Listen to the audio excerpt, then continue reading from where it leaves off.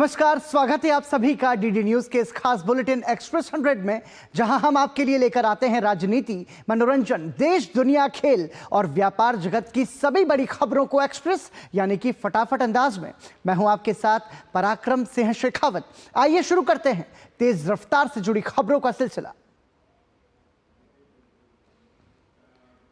प्रधानमंत्री नरेंद्र मोदी ने आज मध्य प्रदेश के मुरैना में एक चुनावी जनसभा को संबोधित किया। उन्होंने कांग्रेस के विरासत पर टैक्स लगाए जाने के विचार पर जमकर निशाना साधा।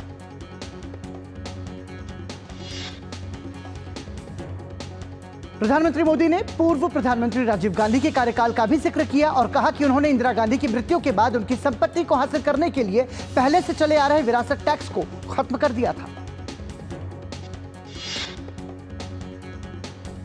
प्रधानमंत्री नरेंद्र मोदी ने कांग्रेस नेता राहुल गांधी द्वारा उनके लिए प्रयोग किए जा रहे अपशब्दों पर लोगों से ध्यान न देने की अपील की। उन्होंने कहा कि वो कामदार हैं और वो उन्हें कुछ भी कह सकते हैं। प्रधानमंत्री मोदी ने हाल ही के कर्नाटक सरकार के फैसले का जिक्र किया और कहा कि कांग्रेस ने बाबा साहेब की भावना का अपमान कर ओबीसी समाज को जो मिलता था उसे मुस्लिम समाज को दे दिया। प्रधानमंत्री नरेंद्र मोदी उत्तर प्रदेश के आगरा पहुंचे और यहां जनसभा को उन्होंने संबोधित किया। उन्होंने सपा कांग्रेस के इंडी गठबंधन पर युवाओं की आकांक्षाओं को पूरा न करने का आरोप लगाया। प्रधानमंत्री मोदी ने राजस्थान में अशोक गहलोत सरकार के दौरान हुए पेपर लीक का मामला उठाया और कहा कि अभी जो खुलासा हुआ है उससे साबित हो गया है कि इसमें सीधे तौर पर कांग्रेस के लोग शामिल थे।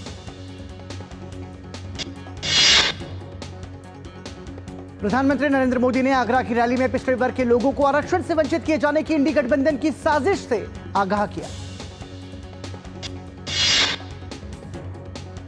प्रधानमंत्री मोदी ने उत्तर प्रदेश में पूर्व की सरकारों के क्रियाकलापों का जिक्र किया। उन्होंने कहा कि राज्य में योगी आदित्यनाथ की सरकार ने अराजक तत्वों को उनकी सही जगह पहुंचा दिया। आगरा के बाद प्रधानमंत्री नरेंद्र मोदी ने उत्तर प्रदेश में ही बरेली के आंवला में चुनावी रैली कर जनता से भाजपा के लिए समर्थन मांगा। प्रधानमंत्री ने यहां कांग्रेस और इंडी गठबंधन को विरासत टैक्स के मुद्दे पर घेरा। प्रधानमंत्री मोदी ने कहा कि इंडी गठबंधन के लोग संपत्ति को हड़प कर अपने वोट बैंक को देना चाहते हैं।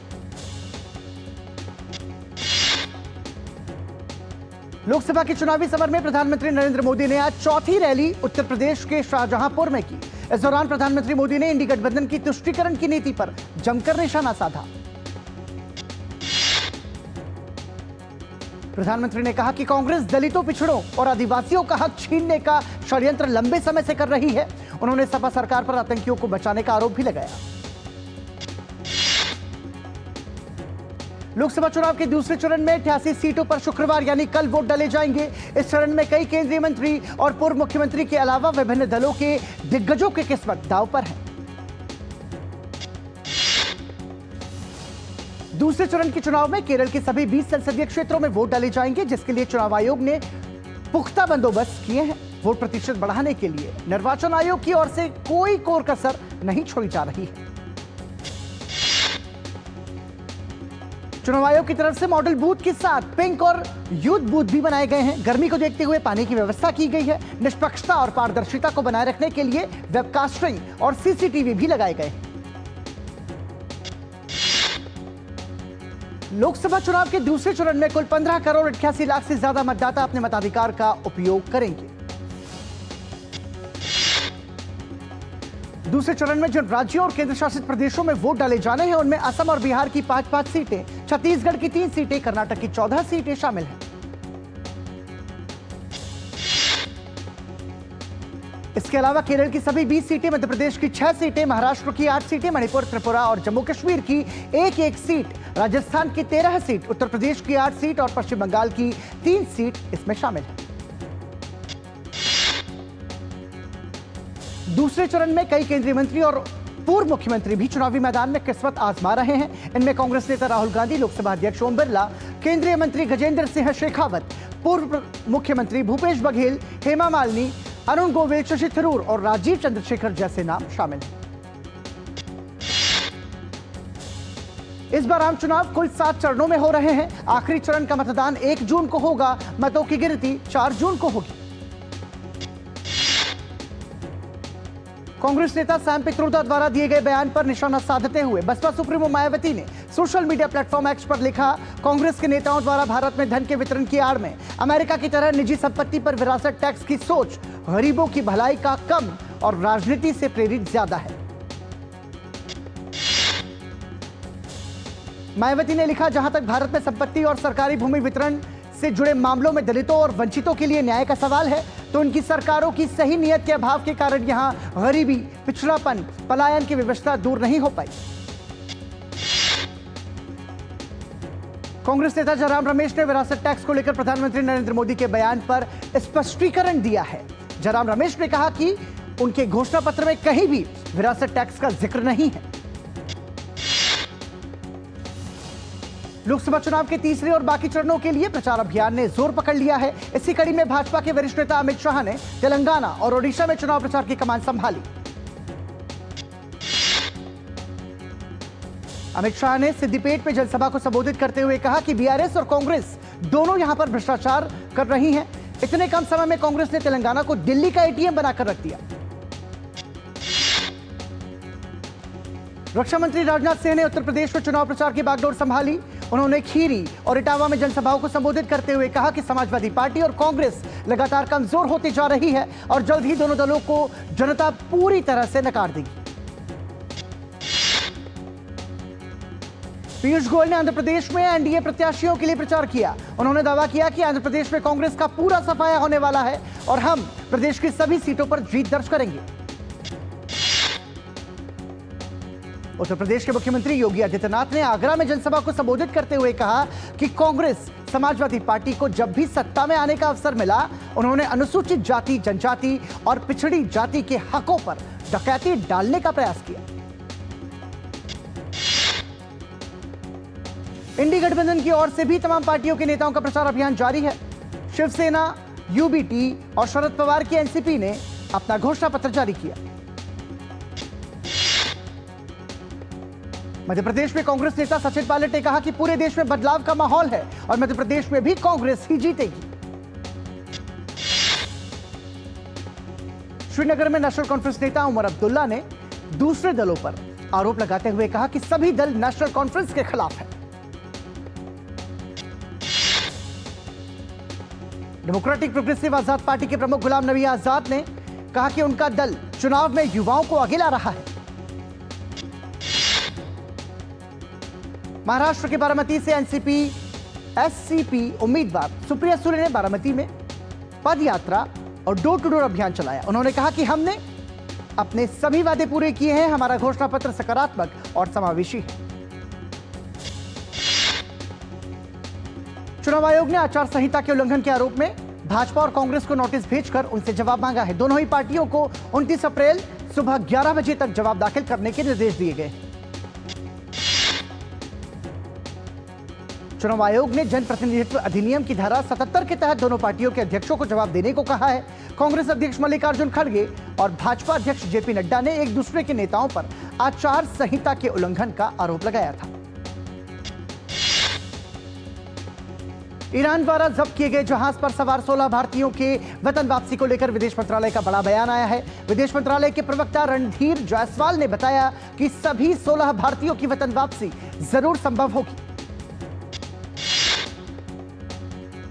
विदेश मंत्रालय ने बताया कि हम लगातार उन सभी के संपर्क में हैं और वहां जहाज पर उन लोगों को किसी प्रकार की कोई दिक्कत नहीं है। इसी के साथ ही मणिपुर मामले में मानवाधिकार उल्लंघन से जुड़ी अमेरिकी रिपोर्ट को भारत सरकार ने सिरे से खारिज कर दिया है। विदेश मंत्रालय के प्रवक्ता ने बताया कि इस रिपोर्ट को देखने के बाद पता चलता है कि एक तरफा रिपोर्ट है।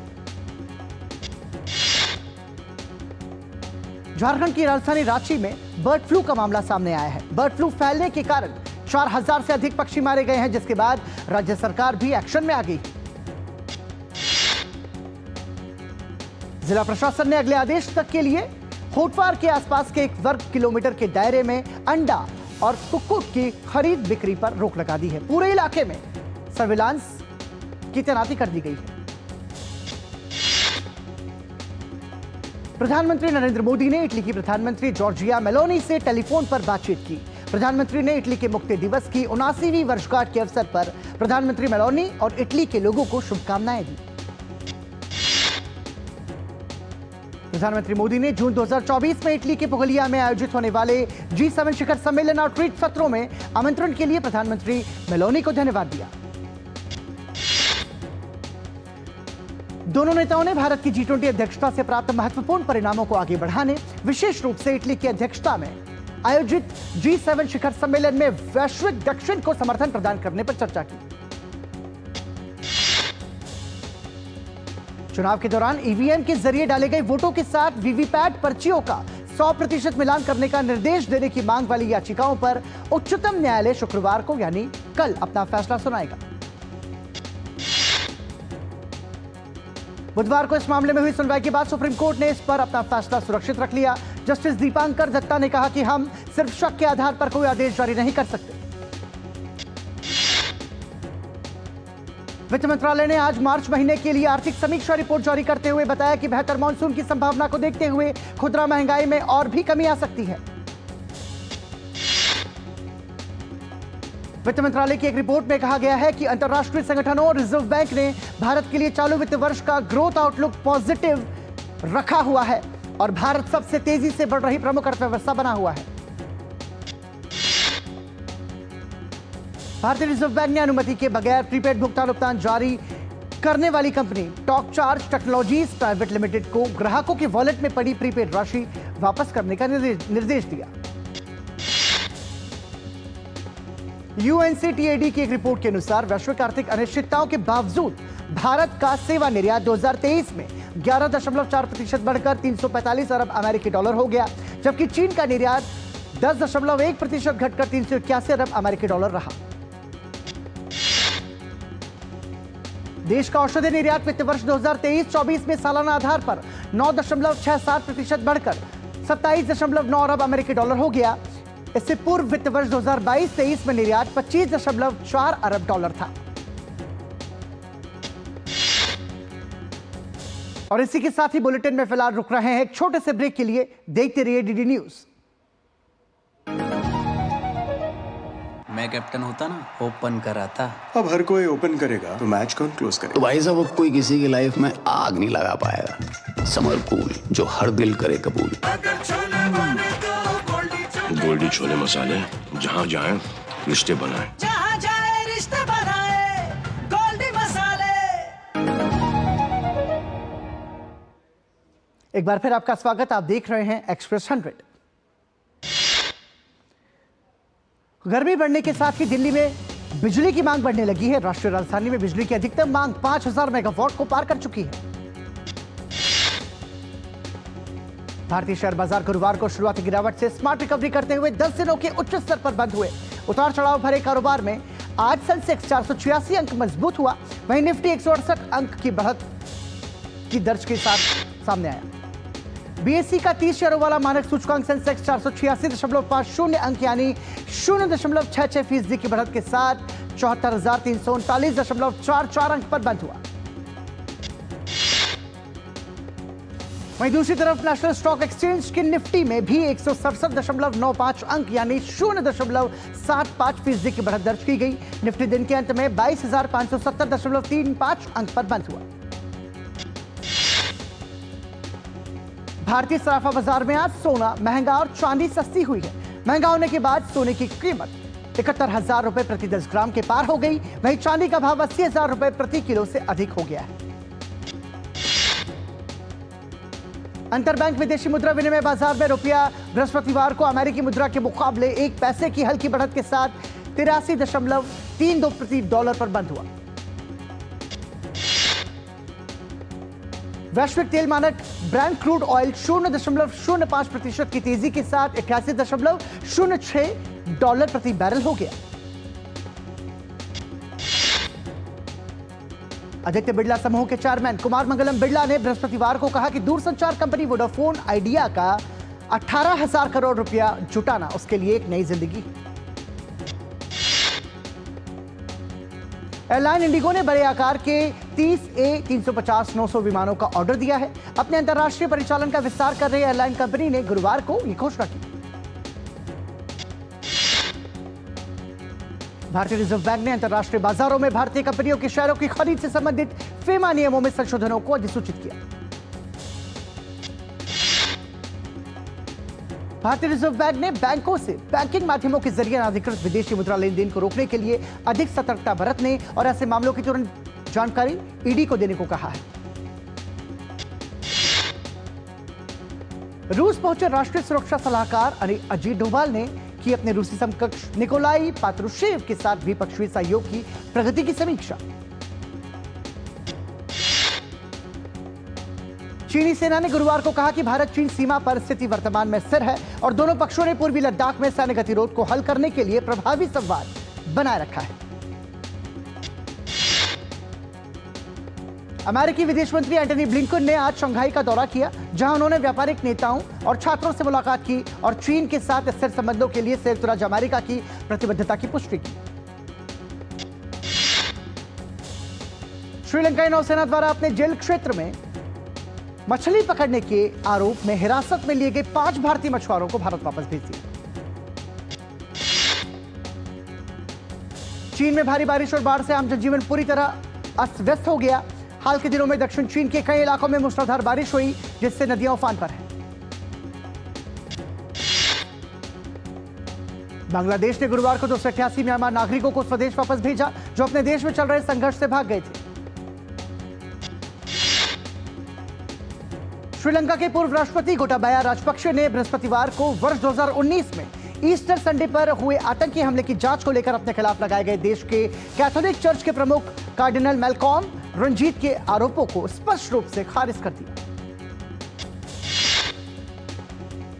ईरान के राष्ट्रपति इब्राहिम राइसी श्रीलंका की यात्रा पर हैं। उन्होंने श्रीलंका और अन्य एशियाई देशों के साथ संबंधों को मजबूत करने पर जोर दिया। ईरान की राष्ट्रपति इब्राहिम राइसी ने कहा कि श्रीलंका के साथ बेहतर संबंधों से दोनों देशों और हिंद महासागर क्षेत्र को फायदा होगा। इब्राहिम राइसी ने कहा कि हम सभी एशियाई देशों अपने पड़ोसी देशों के साथ द्विपक्षीय संबंधों को और मजबूत करने के लिए पूरी तरह से तैयार हैं। रूस के उप रक्षा मंत्री से जुड़े रिश्वतखोरी मामले में तीसरे व्यक्ति को भी हिरासत में लिया गया है। मॉस्को की अदालत सेवा की ओर से जारी बयान में बृहस्पतिवार को जानकारी दी गई। पूर्वी अफ्रीका के केन्या में बाढ़ के कारण अब तक 45 लोगों की मौत हो गई है। हजारों परिवारों को अपने जलमग्न घरों से निकलने और शरण लेने के लिए मजबूर होना पड़ा। बाढ़ से अब तक 1,10,000 से ज्यादा लोग हुए विस्थापित। केन्या मौसम विभाग ने चेतावनी दी है कि भारी बारिश जारी रहने का अनुमान है। यूक्रेन ने रूस के कब्जे वाले इलाके में पहली बार लंबी दूरी की बैलिस्टिक मिसाइल से किया हमला है। यह हमले क्रीमिया में स्थित रूसी सेना की हवाई पट्टी और कुछ अन्य इलाकों पर किए गए। हूती सैन्य प्रवक्ता ने 2 अमेरिकी और 1 इजरायली जहाज पर हमला किए जाने की पुष्टि की है। हूती ने कहा कि अमेरिकी जहाज मैर्स्क यॉर्कटाउन और इजरायली जहाज MSC वेराक्रूज पर किया गया है हमला। उत्तर मैसेडोनिया में राष्ट्रपति उम्मीदवार गोडार्ना सिलेज्नोवस्का और दावाकोवा ने गुरुवार को लगभग 99.33% मतदान केंद्रों से गिने गए वोटों के साथ स्टेवो पेंडारोस्की पर एक बड़ी बढ़त बना ली, लेकिन दोनों ही पूरी तरह से जीतने के लिए आवश्यक 50% समर्थन से कम रहे। अमेरिकी विदेश विभाग के सहायक सचिव डोनाल्ड लू ने कैलिफोर्निया में जैन मंदिर का दौरा किया। उन्होंने इस बात पर जोर दिया कि भारतीय अमेरिकी दोनों देशों के बीच मजबूत संबंधों की रीढ़ है। शंघाई में आयोजित हो रही तीरंदाजी की विश्व कप स्टेज 1 प्रतियोगिता में रिकर्व टीम इवेंट में भारत के तरुण, धीरज और प्रवीण की तिकड़ी ने स्पर्धा के फाइनल में जगह बनाई। भारतीय शतरंज खिलाड़ी डी गुकेश प्रतिष्ठित कैंडिडेट्स टूर्नामेंट जीतने के बाद भारत वापस लौट आए हैं। चेन्नई पहुंचने पर डी गुकेश का भव्य स्वागत किया गया। जिम्बाब्वे के पूर्व क्रिकेटर गोय विट्टल तेंदुए द्वारा किए गए हमले में घायल हो गए। विट्टल की हालत फिलहाल खतरे से बाहर है। अर्जेंटीना के पूर्व फुटबॉलर कार्लोस टेवेस को अस्पताल से छुट्टी मिल गई है। टेवेस को सीने में दर्द की शिकायत के बाद अस्पताल में भर्ती कराया गया था। इंग्लिश प्रीमियर लीग में एवर्टन ने लिवरपूल को 2-0 से हरा दिया। इस हार के साथ लिवरपूल की खिताबी जीतने की उम्मीदों को करारा झटका लगा है। लिवरपूल के मैनेजर यर्गेन क्लॉप ने एवर्टन के खिलाफ मिली हार के बाद प्रशंसकों से माफी मांगी। इस हार के साथ लिवरपूल ने आर्सेनल के साथ लीग के शीर्ष पर आने का मौका गंवा दिया। मैनचेस्टर यूनाइटेड ने 2 बार पिछड़ने के बाद वापसी करते हुए शेफील्ड यूनाइटेड को 4-2 से मात दी। इस मैच में मैन यू के कप्तान ब्रूनो फर्नांडिस का शानदार प्रदर्शन देखने को मिला। क्रिस्टल पैलेस ने न्यूकासल यूनाइटेड को 2-0 से मात दी। इस जीत के साथ ही क्रिस्टल पैलेस का एक और सीजन प्रीमियर लीग में बने रहना तय हो गया है। डेम्बेले और किलियन एम्बाप्पे के 2-2 गोल की मदद से पेरिस सेंट जर्मेन ने लॉरेन को 4-1 से हरा दिया। इस जीत के साथ पीएसजी ने लीग 1 खिताब जीतने की ओर मजबूती से कदम बढ़ा दिए हैं। बार्सिलोना के कोच जावी ने फैसला किया है कि वो जून 2025 में अपने करियर के समाप्त होने तक क्लब के साथ बने रहेंगे। पहले जावी ने कहा था कि वो इस सीजन के बाद चले जाएंगे। डच मीडिया की रिपोर्ट्स के मुताबिक लिवरपूल ने क्लॉप के बाद अगले मैनेजर के रूप में फेयनूर्ड के अर्ने स्लॉट से बात शुरू कर दी है। स्लॉट के पिछले साल टॉटनहैम जाने की खबर आई थी। ऑस्ट्रेलिया के कोच राल्फ रैंगनिक ने कहा कि वो बायर्न म्यूनिख के संपर्क में है। बायर्न को थॉमस टुकल के जाने के बाद अगले मैनेजर की तलाश है।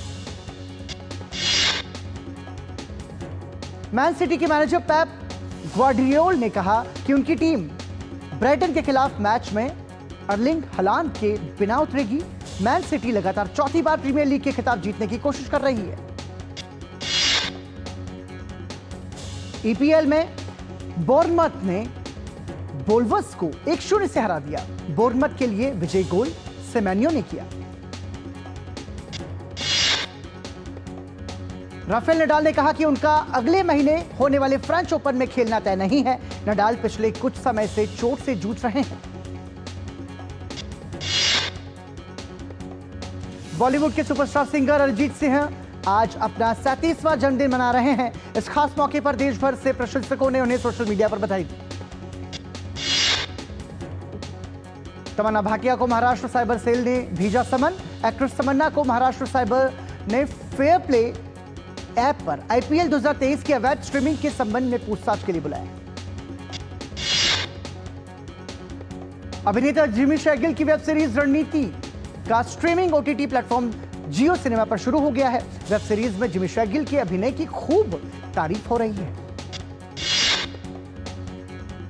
अभिनेता दीपक तिजोरी ने मुंबई में कार्यक्रम में अपनी अगली निर्देशित फिल्म टिप्सी का ट्रेलर जारी किया। फिल्म 10 मई को रिलीज होगी। अभिनेता आयुष शर्मा की फिल्म रुस्लान की एडवांस बुकिंग शुरू हो गई है। फिल्म 26 अप्रैल को रिलीज होगी। निर्माता रितेश सिद्धवानी और फरहान अख्तर के एक्सेल एंटरटेनमेंट ने सनशाइन डीजी मीडिया के सहयोग से एक नई फिल्म की घोषणा की है, जिसका नाम ऑपरेशन ट्राइडेंट है। और मनोज वाजपेयी की फिल्म भैया जी का पहला गाना बाघ का करेजा रिलीज हुआ है। यह मनोज वाजपेयी की 100वीं फिल्म होगी। फिल्म 24 मई को रिलीज होगी।